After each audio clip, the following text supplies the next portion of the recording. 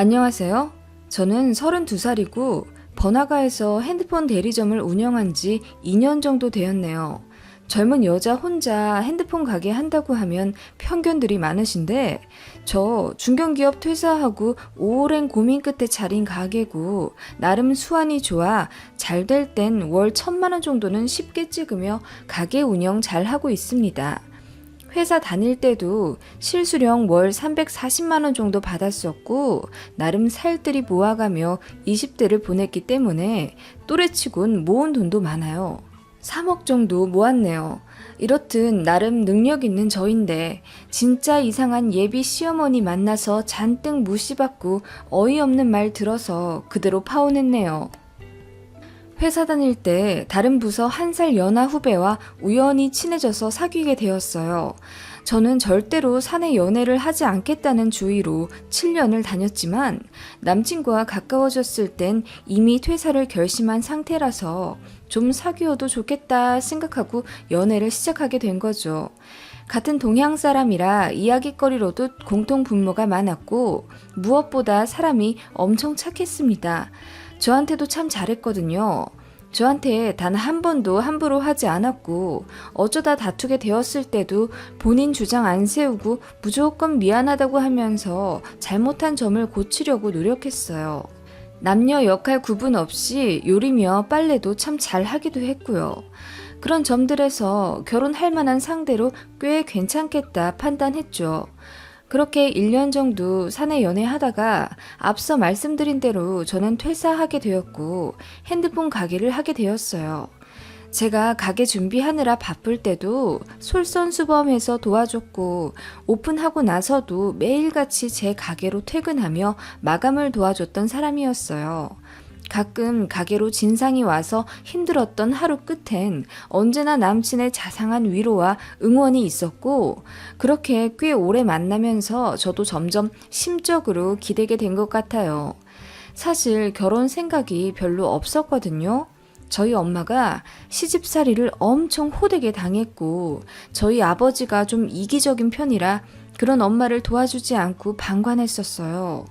그래서 학창시절 부모님의 부부싸움을 보며 자랐던 터라 결혼에 대해 부정적인 생각이 좀 있었죠. 그런 제가 결혼하고 싶게 마음을 바꿔준 사람이었네요. 남친도 저를 그냥 가벼운 연애 상대로만 만나는 것 아니라고 넌지시 결혼 얘기를 자주 했기 때문에 연애 기간이 길어지며 물 흘러가듯 자연스럽게 프로포즈를 받았습니다. 집에 프로포즈 받았다고 말씀드리자마자 엄마가 제일 먼저 물으시더군요. 그 집 부모님들은 아직 못 만났지? 당연히 아직 못 뵀지. 얘기는 가끔 들었어. 뭐 하시는 분이래? 성격은 어떠시고? 예, 남편보다 더 중요한 게 시부모야. 엄마 못 봤어? 평생을 맘고생했던 거? 하며 한숨을 푹 내쉬는 엄마. 그런 엄마를 보며 아빠는 헛기침을 하며 초치게 그런 소리를 왜 하냐며 핀잔 주셨죠. 그러고 보니 남친에 대해서는 잘 알지만 남친의 부모님에 대해서는 잘 몰랐던 게 맞긴 했어요. 같은 고향 분이신 것과 남친 아버님이 재단에서 근무하신다는 것, 그리고 남친 어머님이 요리를 엄청 잘 하신다는 거, 그리고 아버님은 말이 별로 없으시다. 그 정도만 알았었네요. 뭐 차근차근 알아가면 된다고 생각했었던 것 같아요. 남친이 워낙 괜찮은 사람이니 그 부모님도 좋은 사람이지 않을까 하는 막연한 생각? 지금 생각하면 굉장히 위험한 판단을 했던 것 같네요. 남친과 언제 결혼하면 좋을지 알콩달콩 기분 좋은 상의를 하던 시기였어요. 남친이 그러더라고요. 자기 어머니가 예전부터 본인 누나보다는 본인이랑 성격도 잘 맞고 편안해 하신다며 나중에 아들이랑 살고 싶다고 항상 얘기하셨대요. 그러면서 장가 보내지 않고 평생 끼고 살고 싶다는 농담을 종종 하셨답니다. 솔직히 좀 오싹했지만 남친도 웃으면서 말했기에 그래 그냥 애틋한 아들한테 하는 흔한 농담이겠지 라고 생각했네요. 그래도 한번 넌지시 물어봤어요. 자기는 부모님이 같이 살자고 하면 어떻게 할 거야? 나? 아주 나중에 혹시 한 분이 돌아가시거나 편찮으시거나 하면 모를까. 두 분 다 정정하실 때는 절대 모시고 못 살지.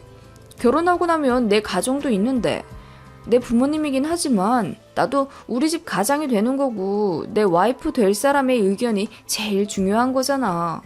그런 남친의 말을 듣고 꽤 생각이 똑바로 바뀌었다고 느꼈고 안심했던 것 같아요. 그리고 결혼 얘기 나온 김에 1년 안에 식 올리자고 서로 얘기가 됐습니다. 신혼집이며 식장이며 준비해야 할 것들은 차근차근 조율해가기로 하고요. 일단 저희 엄마는 남친과 몇 번 가볍게 만나봤었기 때문에 남친에 대한 믿음은 좋으셨어요. 다만 시부모님에 대해 정확히 알지 못하니 급하게 결혼해선 안 된다고 조심하라고 하셨고요. 저는 아직 남친 부모님을 만나 뵙기 전이었으나 남친이 저에 대해 아주 자세히 말씀드렸는데 저를 정말 좋아하신다며 대번 결혼을 찬성하셨대요. 양가 허락은 거의 받았다고 봤어야 했죠. 남친과 얘기하면서 신혼집은 제 가게 근처 신축 빌라로 시작하기로 했어요. 거기 살면서 청약 꾸준히 넣고 차근차근 아파트 평수를 늘려가기로 했죠. 남친도 나름 알뜰한 편이고 헛단데 돈 쓰는 성격이 아니라서 8천 정도 모았다고 하더라고요. 군대도 다녀왔고 나이도 저보다 1살 어려 사회생활을 더 적게 한 편인데도 불구하고 이 정도면 또래에 비해 돈 꽤 모은 거거든요. 저는 모아둔 돈이 3억 정도 있었고요.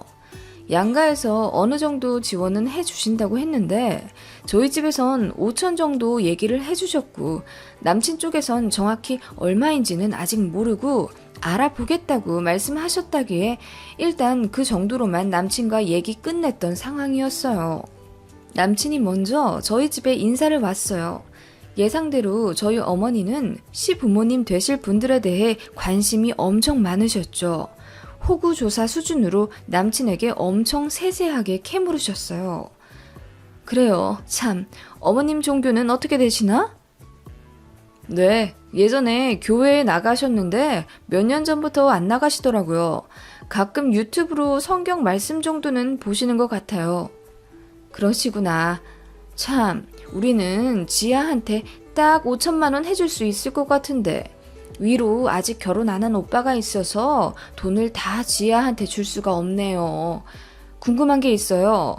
지환 씨 부모님께서도 좀 지원을 해주신다고 들었는데. 어머님, 무리 되시면 안 주셔도 괜찮습니다. 제가 지아 씨에 비해 모아둔 돈이 적어서 미안하기만 한데요. 살면서 제가 더 열심히 벌게요. 저희 집에서는 정확하게는 말씀 안 주셨는데 1억에서 2억 전후로 얘기하셨어요. 아, 그래요? 고마워요. 뭔가 떨떠름한 표정으로 이야기 끝낸 저희 엄마가 남친을 집에 보내고 말씀하셨어요. 애매모호하게 말씀하셨다는 게 아무리 생각해도 이상해. 이번 달 안으로 확실하게 여쭤보라고 해. 1억이면 1억이고 2억이면 2억이지. 거기다 또 2억 전후는 뭐야? 엄마 촉이 좀 이상하다 얘. 알겠어 엄마. 그럼 다음 주에 남친네 집에 인사드리러 갈 때 여쭤보면 될까? 좀 당돌해 보이지 않나? 얘는? 그런 건 자식이 알아서 물어보는 거지. 너는 가만히 있어. 불안해하는 엄마를 달래고 정 이상하면 결혼 안 하면 된다며 엄마를 안심시켰어요. 저도 고생길 열리는 결혼은 절대 하기 싫었거든요. 제가 남친에게 물었죠. 속물처럼 느껴질 수는 있겠지만 정확하게 얼마 해주실 수 있는지 알아야겠다고요. 가능하면 빨리 알아봐 달라고 했더니 남친이 알겠다고 했어요. 그런데 남친이 말하기를 남친 어머님이 인사 오는 자리에서 얼마 가능할지 말씀해 주시겠다 했다네요. 그렇게 애매모호한 상태로 남친네 집에 인사드리러 갈 날이 왔어요. 남친네 집에 들어가자마자 본 것은 상다리가 휘어질 만큼 잘 차려진 저녁상이었습니다. 음식 가짓수에 놀란 것도 잠시 남친 어머님의 분위기에 압도되었어요. 중년 연예인처럼 올림머리를 하시고 너무 화려하게 꾸미고 계셔서 깜짝 놀랐었죠. 남친 아버님은 그때 상갓집에 가셨다며 어머님 혼자 저를 맞이하셨어요. 처음엔 인상 보고 보통 아니신 것 같다고 생각했는데 대화 나눌수록 부담이 하나도 안 느껴지는 언변으로 저를 대우해 주셨고 저도 긴장이 좀 풀리더라고요. 이제는 결혼이라 하면 어른들만 당사자들을 허락하셔야 하는 게 아니라 결혼 당사자들도 상대 부모님과 집안에 대해 잘 알아야 할 권리가 있지 않겠어요? 그런 면에서 저도 시어머님이 마음에 들고 좋았습니다. 하하호호 화기애애한 저녁 식사 시간을 보냈고 티타임을 갖게 되었어요. 남친 어머님이 먼저 물으시더라고요. 그래, 신혼집은 가게 근처로 구한다고? 네, 지금 가게는 한 10년 정도 할 생각이라 그 근처로 잡을까 해요. 가게 마감 시간이 늦기도 하고 그쪽이 인프라가 좋아서 생활하기도 좋아요. 그래, 그 동네가 좋긴 좋더라. 그러면 얼마 정도짜리로 생각하고 있는 거야? 제가 3억 정도 있고 현우 씨가 가져온 8천에 저희 친정에서 5천 주신대요. 그 정도면 아파트는 좀 무리고 빌라는 신축으로 매매할 수 있어요. 다만 그래. 우리가 얼마나 보태주는지가 궁금했지? 하며 웃으시는 시어머님. 말 꺼내기 어려웠는데 속으로 감사하다 생각했었죠. 우리는 1억 해줄 수 있어. 엄마, 죄송한데요. 저번에 오피스텔 팔면 2억까지 해줄 수 있으시다면서요? 그건 여기 지아내가 얼마나 주냐에 따라 달라지지. 겨우 5천 주신다면서. 그런데 우리가 1억 이상이나 내놓을 필요 있어? 엄마, 지아씨가 거의 4배는 더 돈 내서 신혼집 파는데요. 엄마 뜻이 그런 이유라면 내가 곤란하지. 저를 앞에 두고 돈 때문에 옥신각신 다투는 모자를 보고 당황스럽기도 하고 예비 시어머니 되실 분께 좀 실망해서 최소한의 미소도 띄어지지가 않더라고요. 누가 더 돈 모아가는지는 중요하지가 않아, 결혼해선. 네가 더 나이도 어리고 회사도 몇 년 안 다녔는데 얼마나 모을 수 있다고 그래. 그건 신부 쪽에서도 당연히 이해해야지. 그리고 지금은 가게로 돈 많이 벌지만 언제 불경기 와서 가게 망할지도 모르고 너처럼 따박따박 월급 나오는 것도 아니잖냐. 엄마, 그렇게 따지면 나도 잘리면 그만이에요. 왜 나한테 말씀하신 거랑 다르세요? 진심으로 화가 나서 얼굴까지 벌개져가며 본인 어머니랑 싸우는 남친을 보니 본인도 정말 몰랐던 것 같았어요. 그런 남친을 보니 저도 화가 나더라고요. 이 결혼에 대해 다시 생각해봐야겠다는 다짐을 하며 이를 악물고 말했습니다. 네, 보태주시면 지환씨 쪽에서 1억 8천, 저희 쪽에서 3억 5천이네요. 그 가격이면 얼추 20평대 구축 아파트 매매할 수 있을 것 같아요. 그랬더니 남친 어머니가 의미심장한 미소를 띄우며 이렇게 말씀하시는 거 있죠? 아니, 당장 준다는 건 아니고 얘 성격 급한 것 좀 봐. 하시더니 이어 말씀하시더라고요. 1억을 주긴 줄 거야. 근데 지금 너희 준비하는 돈으로도 충분히 신축 빌라 살 수 있겠던데 뭘. 내가 사실은 그쪽 부동산 사무실도 몇 군데 돌아봤어. 우리 돈 아니어도 들어갈 만한 데 많던데? 신혼부부가 뭐 꼭 아파트 살아야 해? 아이 낳고 나서 옮겨도 늦지 않지 뭘. 네? 무슨 말씀이세요? 일단은 네가 모은 돈이랑 친정에서 주신다는 돈으로 딱 맞게 빌라 매매해. 내가 부동산 사장한테 얘기해뒀어. 그쯤 가격으로 알아봐 달라고. 딱 22평짜리 1층 괜찮은 거 말해주더라. 신축은 아닌데 깔끔해. 거기 살면서 우리 지환이 돈은 비상금 개념으로 저축하고 신혼 가구랑 가전은 우리가 반 정도는 보태줄 수 있어. 네? 신혼집을 제가 마련하라고요? 어이가 없어서 남편 어머님만 바라보는데 찬물 한 모금 들이키고 이어 말씀하시더라고요.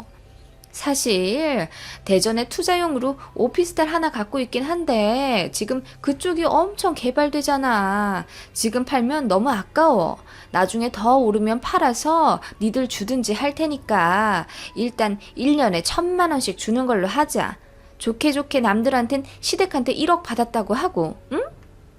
엄마, 그게 무슨 말이에요, 정말. 아니 뭐 내가 당장 신혼집에 보태라고 1억 준댔어? 니들 잘 사는 거 보면서 1년에 1,000만 원씩 줄게. 10년 딱 주면 1억이구만 뭘. 물론 딱 1억은 아니지. 지아 하는 거 봐서 더 얹어줄 수도 있고. 그러면 1억이 뭐야? 지아가 잘만 하면 2억도 가능하겠다. 더 괜찮은 조건이지? 이게 무슨 말인가요? 그러니까 제가 모은 돈과 친정에서 주시는 돈으로 신혼집을 마련하고 남친 돈은 통장에 묶어두라고요? 게다가 시댁에서 보태준다는 1억은 10년 할부? 심지어 제가 하는 거에 달렸다고요? 어이가 없어서 말이 안 나오더라고요. 그냥 천장 보면서 아무 말 없이 머리만 쓸어 넘기게 되던데요. 남친은 당황스러워서 그런 본인 엄마를 말리기 바빴고요. 엄마, 이제 와서 그렇게 나오면 내가 어떻게 돼? 지아씨 부모님 얼굴을 어떻게 봐? 1억을 10년 동안 준다는 게 말이 돼? 그리고 신혼집에 남자인 내가 무슨 숟가락만 들고 가라는 거야? 네가 무슨 숟가락만 들어? 넌 직장이 있잖냐. 언제 망할지 모르는 자영업이랑 다르지. 얘는 내가 그렇게 싫다고 했는데. 아, 엄마. 그 얘기는 지아씨 앞에서 하지 말랬잖아요. 이제 알겠더라고요. 어머님은 자영업 며느리가 싫으셨던 거예요. 남친도 그거 알면서 제가 상처받을까봐 말을 안 했던 거고요. 그게 더 나쁘죠. 진작 말했으면 이런 꼴도 안 봤을 텐데 말이에요. 저는 그것도 모르고 저 좋아하신다고 해서 예비 시부모님 드릴 선물도 바리바리 싸와서 호호 웃었네요. 근데 자영업이라도 직장인보다 3배 넘게 버는데 제가 꿀릴 게 대체 뭐가 있나요? 이를 악물고 남친에게 말했어요. 지환씨, 어머님이 반대하시는 거 왜 말 안 했어? 말해줄 건 다 말해줬어야지. 숨긴다고 그게 정답이야? 아니 얘 그렇게 안 봤는데 아까부터 날 이상한 사람으로 몰아간다? 내가 결혼 반대했니? 지원이가 결혼하고 싶은 여자 생겼대서 그러라고 했고 그래 썩 맘에는 안 들지만 허락도 했어. 봐 인사하러 온 데서 상다리 휘어지게 저녁도 차려놨잖냐. 그리고 돈을 당장 주든 10년에 걸쳐 주든 그게 무슨 큰 의미 있어? 1억 준댔잖니. 그것도 더 쳐준댔고 일시 부리고 할부고 똑같은 돈 아니니? 남친 어머님이 언성을 높여가며 저한테 소리치시더라고요. 남친은 그런 어머니 말리기 바빴고요. 본인 어머니가 결혼 자금으로 이렇게 치사하게 나오실 거라는 걸 몰랐다고 하더라도 이렇게 말도 안 통하는 이상한 셈을 하시는 성격이신 건 본인도 빤히 알았을 텐데 왜 한마디 이런 방구도 없었는지 순간 남친한테도 정이 홀랑 떨어졌어요. 어머님, 제가 지환 씨보다 적게 버는 것도 아니고 3배는 넘게 버는데 아무리 망해도 제 능력은 검증된 건 아닐까요? 저는 제가 뭘 해도 잘할 거라고 생각하고 사업에 확신이 있어서 잘 다니던 회사 관둔 거예요. 예, 어른이 그렇다면 그냥 그런 줄 알아야지. 억울하다고 꼬박꼬박 말대꾸 하는 거 보니 너 나한테 돈 더 받긴 어렵겠다 얘. 그 와중에 농담인지 깔깔 웃으시며 저를 째려보시는데 소름이 끼치더라고요. 네, 솔직히 저희 엄마한테 등짝 맞을 짓일지도 모르지만 저도 남친 워낙 사랑했고 또 제가 가게 하는 거 남친이 많이 도와준 덕분에 저도 어느 정도 자리 잡은 거예요. 그런 점에서 너무 고맙기도 하고 따지고 보면 어머님 말이 틀리진 않죠. 자영업은 경기에 좌우되기 때문에 지금은 월 1,000씩 벌지만 월 100도 못 벌 수도 있는 거죠. 그런 점을 저도 생각을 하고 있기에 남친이 설령 시댁 도움 없이 결혼하게 되더라도 그 8천도 성실하게 모아온 거 잘 알고 있기 때문에 시부모님만 괜찮으신 분이면 다 이해하고 결혼할 수 있었어요. 그런데 이건 뭔가요? 뒤에서 이상한 계산이나 해가며 한 푼도 손에 안 보려고 하고 거기다 돈 몇 푼에 시부모 대접까지 극진히 받으려 한 셈을 하신 게 너무 기분 나쁘더라고요. 몰래 부동산까지 알아보신 건 또 뭐죠? 사람이 어떻게 이렇게까지 계산적일 수가 있는지요. 시모 되실 분 때문에 남친에 대한 사랑까지 팍 식더라고요. 아무리 그래도 저에 대해 어떻게 생각하셨는지는 알려줘야 할 것 아니에요. 인사드리는 자리에서 저를 이렇게 바보 만들다니. 아니, 저만 바보 만든 게 아니라 우리 부모님까지 우습게 만들었네요. 너무 화가 나서 그냥 자리를 박차고 일어났습니다. 두 분 얘기가 덜 끝나셨던 것 같은데 제가 자리 비킬 테니 더 하시라고. 그랬더니 남친이 혼비백산하며 저를 붙잡으려 따라 나오더라고요. 정말 미안하다며. 어머니가 자식한텐 항상 너그럽고 자상했기에 저한테 이렇게 나올 줄은 진심으로 몰랐다고 하네요. 집에 여자 데리고 온 게 처음이라면서요. 순간 영화 올가미가 생각나대요. 나중에 얘기하자고 하고 차에 올라타 바로 집으로 왔습니다. 오는 길에 신호 받으며 대기하는데 눈물이 막 쏟아지더라고요. 너무 사랑했던 사람인데 이렇게 천년의 사랑도 식는구나 싶던데요. 그리고 저도 누군가의 소중한 딸이고 나름 능력이 있는 사람인데 왜 이런 대접을 받아야 하는지 이해가 안 가서 울분이 터졌습니다. 이런 결혼이라면 시댁에서 10억을 준대도 억만금을 준대도 하고 싶지가 않았어요. 무엇보다 우리 엄마처럼 될까봐 두려웠습니다. 저희 엄마가 지금 환갑이 다 되셨는데도 아나무인한 할머니 때문에 스트레스 받아 하시거든요. 저도 같은 길을 걷게 될까봐 너무 무섭더라고요. 저희 엄마도 분명 저처럼 아빠를 많이 사랑해서 한 결혼이었을 테니까요. 그렇게 본가에 도착하니 저를 반기며 인사 잘 드리고 왔냐며 환하게 웃는 엄마 얼굴을 보자마자 아이처럼 엄마 품에 안겨 목 놓아 울어버렸습니다. 엄마가 놀라시며 제 얘기를 다 듣더니 굳게 담은 입을 여셨어요. 그런 결혼이면 안 하는 게 낫다고. 어쩐지 남친이 예비 시부모님 얘기할 때 모든 게 쎄한 느낌이 들었대요. 제가 좋다고 하니 일단 인사나 드리고 오라고 보낸 거긴 하지만 영 느낌이 이상해서 녹음기라도 챙겨 보낼까 후회하셨다며. 그냥 경험이라고 생각하고 다 잊자고 하셨어요. 그리고 결혼이 대수냐며 제가 행복하게 사는 게 먼저라고. 그냥 평생 연애만 하고 살아도 좋으니 제가 옳다고 생각하는 길만 걸으라며 아빠한텐 엄마가 잘 말씀하시겠다고 하셨어요. 그리고 가게는 알바한테 맡기고 어디 여행이라도 다녀와 머리 식히라며 저를 등 떠미시네요. 이렇게 남친과 파혼했습니다. 아니, 식장이며 이것저것 계약하기 전이었으니 그냥 헤어졌다고 보는 게 맞겠죠? 분명 남친 집에 인사 가기 전만 해도 식장을 어디로 잡을까? 신혼집 가전은 삼성이 좋을까, LG가 좋을까 웃으며 행복한 고민을 하던 저희였는데 이렇게 한순간에 깨져버리네요. 남친은 당연히 잘못했다고 하죠. 제 앞에서 거의 3년간 혼신의 연기를 한 게 아니라면 제가 보기엔 멀쩡한 사람 맞는 것 같거든요. 가게 하면서 남친 도움도 많이 받았고 고마운 점도 많았으니까요. 제가 설마 보는 눈이 부족해서 아직도 잘못 생각하고 있는 걸까요? 사실 잘 모르겠네요. 암튼 매몰차게 이별을 고하진 않았습니다. 잘 안 맞는 것 같다고만 하고 그동안 고마웠다며 인사했죠. 어쨌든 그건 사실이니까요.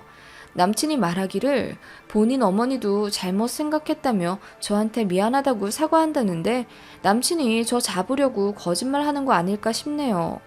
그리고 남친네 집에서 투자용으로 갖고 있다는 그 오피스텔 자세히 알아보니 오피스텔도 아니라 그냥 구축 원룸이었고 지금 시세로 1억도 안 되던데요? 돈은 없으면서 돈 줬다는 유세 부리려고 그렇게 머리 쓰셨나 봐요. 불구덩이 앞에서 간신히 뱃머리를 돌린 기분이네요. 아무리 잘된 일이라고는 하지만 결혼까지 생각했던 사람이니 기분이 울적합니다. 그 사람을 다시 만날 리는 없지만요. 일이라도 열심히 하며 슬픔을 빨리 잊어야겠어요.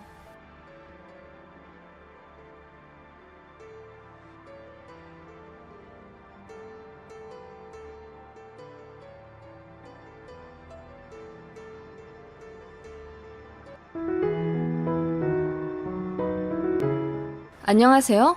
지금 남편한테 협의 이혼 서류 보내고 절차 기다리고 있는 40대 초반 워킹맘입니다. 지금 이 나이에 이혼하게 되니 떨떠름하지만 속 시원합니다. 저는 교사고요. 나름 탄탄한 직장을 갖고 있어서 주변에서 많이들 부러워하세요. 특히 어르신들이 제 직업을 그렇게 좋아하세요. 돈도 안정적으로 벌면서 애 키우기도 좋다며 여자 직업으로 최고라고 엄지척 하세요. 그치만 다 옛날 얘기죠. 요즘은 교사들 환경이 변해서 여자라고 제때 퇴근하기 엄청 힘듭니다. 학생들이 집에 간다고 저희도 집에 가는 게 아니에요. 잔업도 엄청 많고 그만큼 야근도 늘었어요. 돈은 뭐 공무원이라 제때 월급 들어오긴 하지만 그만큼 물가도 늘고 집값도 올랐잖아요. 저는 제 직업이 그렇게 메리트 있다고 생각은 들지 않습니다만 저희 시어머니는 그나마 제 직업 때문에 못난 저를 허락했다고 하시네요. 시어머니 망언은 밤새 해도 모자랍니다. 저희 남편 역시 교사고요. 소개팅으로 만났어요. 선이라고 해야 할까요? 자상했고 같은 직종이라 이해심도 깊어서 저도 호감이 생기더라고요. 남편이 결혼이 많이 급했던지 저돌적으로 밀어붙였고 정신 차려보니 결혼식장이더라고요. 우스갯소리 같지만 진짜네요. 1년 좀 안 돼서 일사천리로 결혼하게 됐어요. 저희 집은 그냥 평범한 공무원 집안이고 남편 쪽은 과거 조명 사업을 크게 하시다 경기가 안 좋아져서 살짝 축소시켜 운영 중이세요. 현재는 2층짜리 건물에서 조명 도소매를 하시죠. 시부모님 두 분이 같이 일하시는데 지금은 연 3천 정도 버신다고 합니다. 지방에 20평대 아파트 하나 있으시고 모아두신 돈은 거의 없으세요.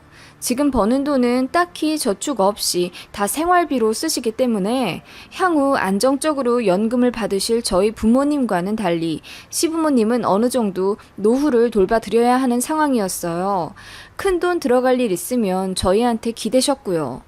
아무튼 그런 상황인데도 불구하고 시어머니가 사치가 좀 심하신 편이었어요. 스마트폰을 1, 2년에 한 번씩 꼭 최신식 기종으로 바꾸셔야 한답니다. 저도 지금 폰은 4년째 쓰고 있거든요. 뭐 딱히 고장이 안 나니까요. 그런데 시어머니는 고장이 나지 않아도 2년 계약이 끝나면 칼같이 새로운 기종으로 갈아타세요. 카메라가 별로라 사진이 잘 안 나온다며 위약금 몇십만 원 물고 바꾸신 적도 두어 번 있네요. 시어머님이 셀카를 그렇게 많이 찍으세요. 어플도 사용하시며 제법 젊은 사람들처럼 턱도 깎고 눈도 키워가며 잘 찍으십니다. 솔직히 좀 과하다는 생각이 들긴 했는데 카톡 프로필 사진에 올리시는 재미로 사시는 것 같아 그러려니 해볼래도 솔직히 스마트폰비를 저희가 다 내드렸거든요. 그냥 기계 안 바꾸시고 쭉 쓰시면 5만 원대 정도도 나올 수 있는데 저희 시어머니 핸드폰 요금은 늘 기계 약정값과 위약금 때문에 15만 원 이상씩 매달 나가곤 했어요. 시아버지도 시어머님의 그런 면을 딱히 터치 안 하시고 그거 뭐 얼마나 한다고 그러냐며 좀 내드리라고 하시곤 했죠. 그래서 남편이랑 자주 다퉜어요. 어머님 폰 좀 그만 바꾸시게 하라고. 남편은 솔직히 자기도 어머님께 짜증 났으면서 제가 뭐라고 하니까 괜히 자존심 세우더라고요. 어리석은 인간이죠.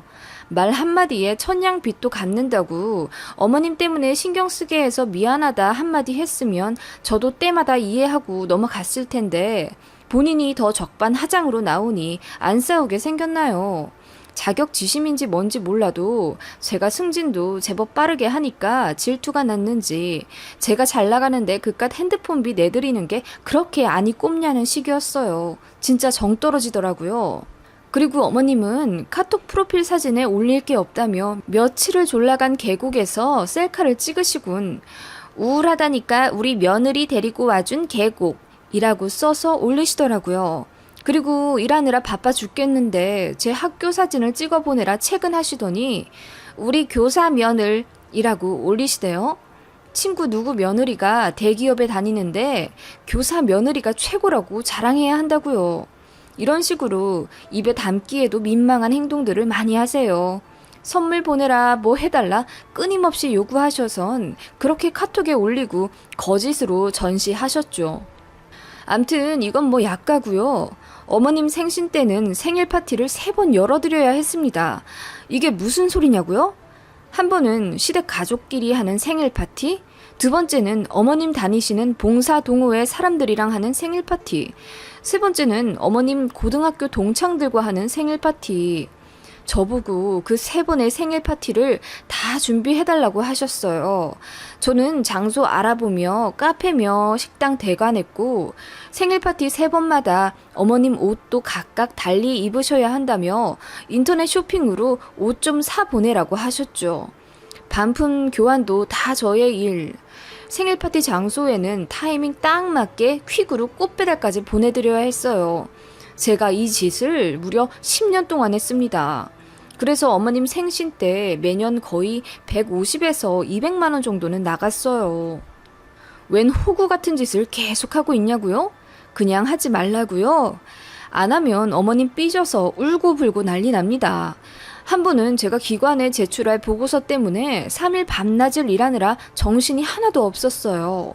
그래서 어머님 생신까지 챙겨드릴 수가 없어서 이번은 그냥 파티까지 알아봐 드릴 수 없으니 어머님이 알아서 하시든지 가족끼리 식사만 하자 그랬더니 사람들한테 다 말해뒀는데 이제 와 안 한다고 하면 자기가 뭐가 되냐며 며느리 잘 봤다고 그렇게 주변에서 부러워한다던데 이럴 수는 없다고 엉엉 우시는 거예요. 제가 이제 수업 들어갈 시간 됐다며 전화를 끊어도 계속 제 학교 자리 직통번호로 전화를 하셔서 울며 조르세요. 제발 자기 면 좀 서게 해달라고요. 일도 많아 미치겠는데 어머님 개인적인 일까지 받으려야 하니 그때 너무 뚜껑 열려서 남편한테 전화했어요. 지금 어머님이 나한테 이러시는데 당신이 중재 좀 해달라고요. 그랬더니 남편이 이러더라고요. 아, 그러게 왜 그걸 매년 해서 엄마 버릇을 들여놔. 당신이 잘못했으니 당신이 책임져. 난 몰라. 와, 남편 그 말 듣고 얼마나 빡이 치던지. 그날 집에 와서 또 개싸움 했네요. 결혼하기 전엔 다정한 남자 코스프레에서 제 마음을 다 빼앗아 가더니 결혼하고 나니 완전 돌변하대요. 무뚝뚝하고 세상 무신경하고요. 제가 시댁 일에 발 동동해가며 집안 대소사 다 챙기고 힘들어하는 동안 남편 지는 저희 친정에 전화 한 통 안 했네요. 그런 인간이 그래도 하나뿐인 사위라며 저희 부모님이 녹용이다 뭐다 한약도 참 자주 지어주셨네요. 피곤해서 그런 거라며 이해해 주시고 지금 생각하면 제 불효 때문에 마음이 아파요. 암튼 그 와중에도 애는 생겼다는 게 코미디네요. 솔직히 그냥 다 이러고 사는 줄 알았어요. 저희 시댁이 좀 유별나긴 했어도 다들 시댁 때문에 어느 정도 스트레스는 받으며 사니까요. 제가 많이 심하다는 건 나중에 알게 됐네요. 시아버지는 시어머니의 그런 모습 때문에 투닥투닥 많이 싸우시면서도 저희한테는 일체 티를 안 내셨어요. 무조건 어머님이 원하시는 거 다 해드리라는 주의셨죠. 시댁 무시하는 거라면서요. 정작 아버님도 어머님 맞춰드리기 힘드니까 만만한 저한테 다 미루고 시키셨죠. 제가 어머님 기분 제대로 맞춰드리지 못하면 그 불똥이 아버님한테도 튀니까 나중엔 아버님도 저를 옥죄시더라고요.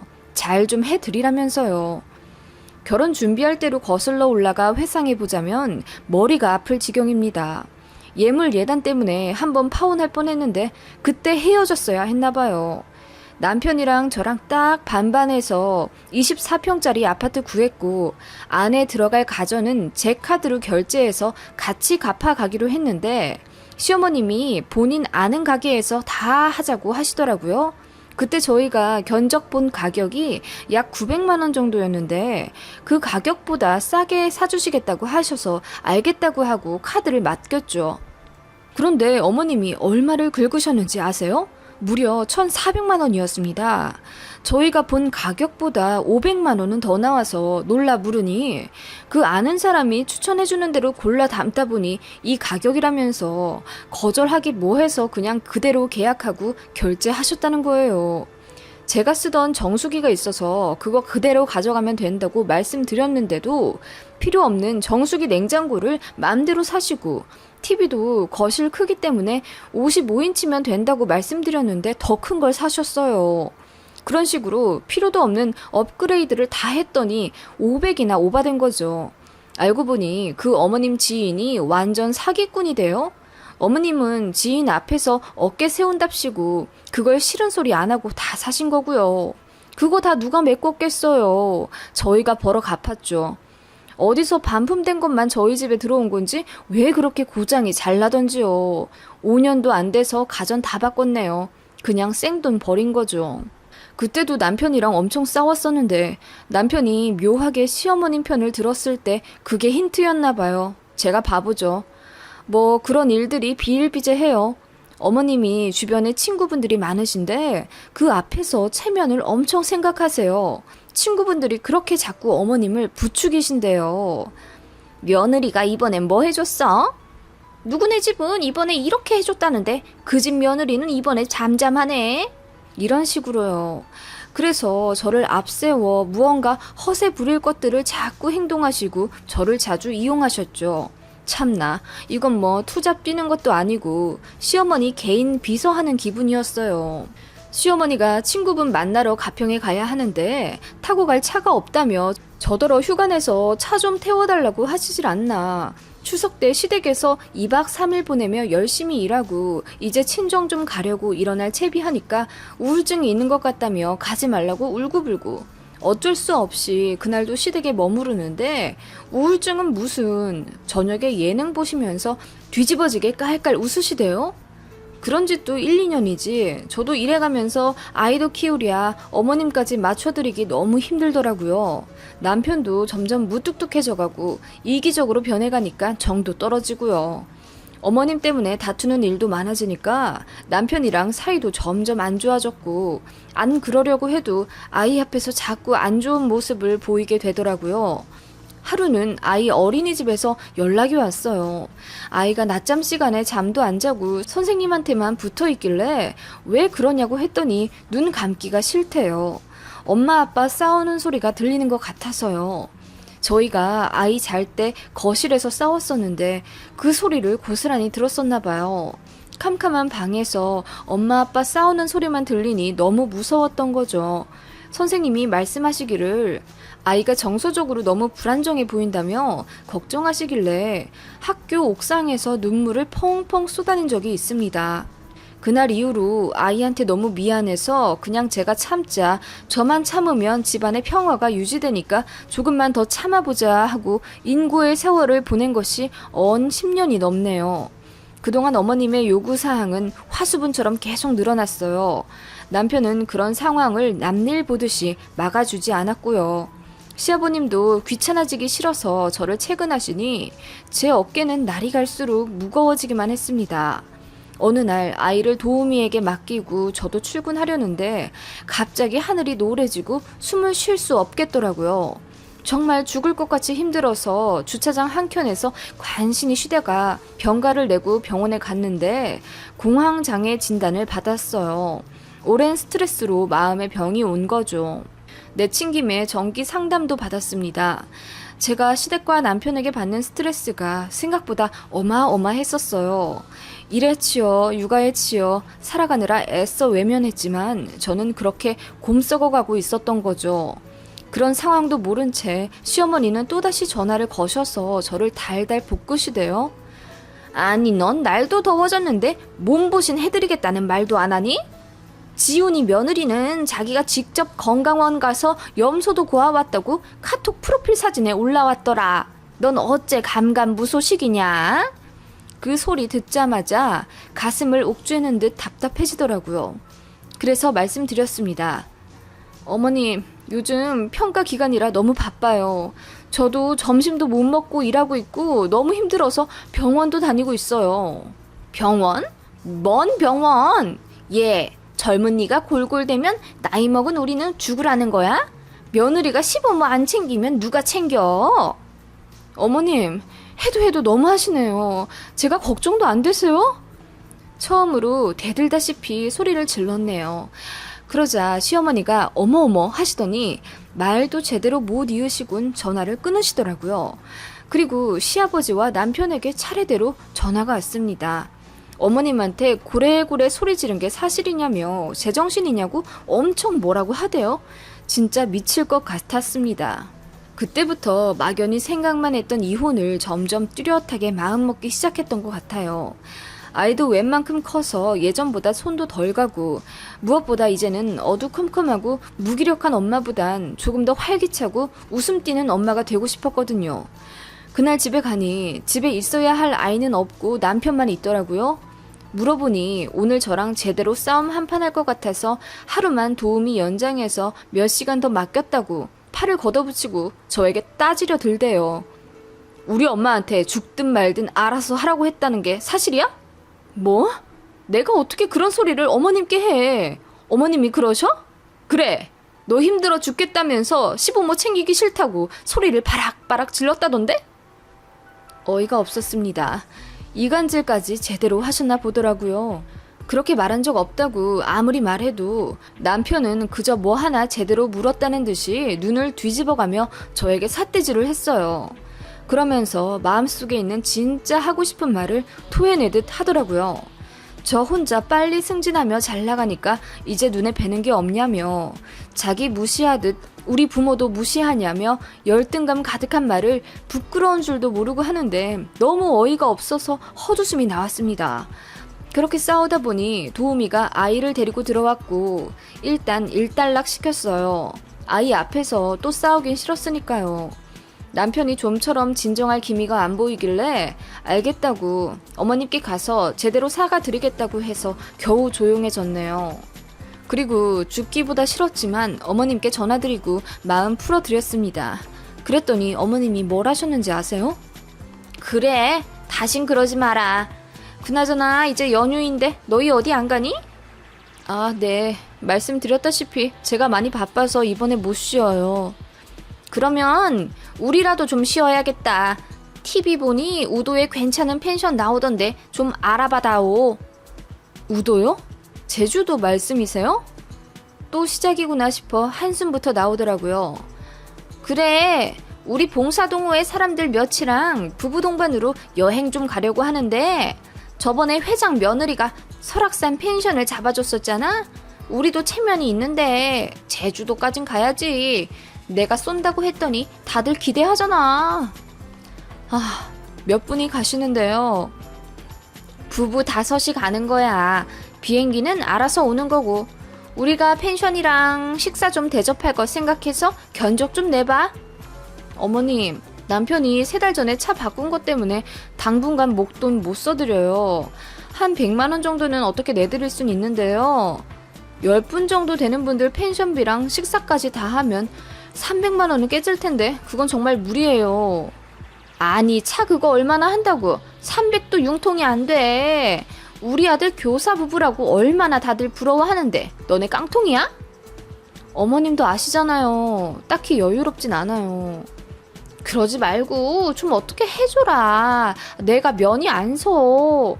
어머님, 정 그러면 대출이라도 해주던가. 어차피 따박따박 월급 나오는데 그거 하나 못 갚아? 너 그 정도도 능력이 안 되니? 대출받아 시부모님 여행을 보내드리라는 게 말이 되나요? 대출이라는 단어를 듣자마자 마지막 이성의 끈이 끊어지는 느낌이 들었어요. 시어머니가 저희 집을 파탄 내려는 악마같이 느껴졌고